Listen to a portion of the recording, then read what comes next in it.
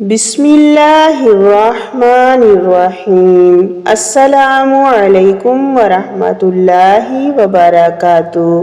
حضرت عبداللہ بن عمر رضی اللہ تعالیٰ عنہ سے روایت ہے کہ رسول اللہ صلی اللہ علیہ وسلم نے فرمایا، روزہ اور قرآن بندے کے لیے سفارش کریں گے۔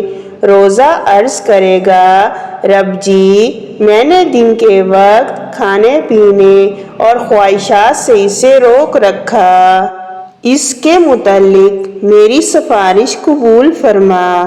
اور قرآن عرض کرے گا، میں نے اسے رات کے وقت سونے سے روکے رکھا، اس کے متعلق میری سفارش قبول فرما۔ ان دونوں کی سفارش قبول کی جائے گی۔ حضرت ابن عمر رضی اللہ تعالیٰ عنہ سے روایت ہے کہ نبی کریم صلی اللہ علیہ وسلم نے فرمایا، جنت کو رمضان کے لیے پورا سال مزین کیا جاتا ہے۔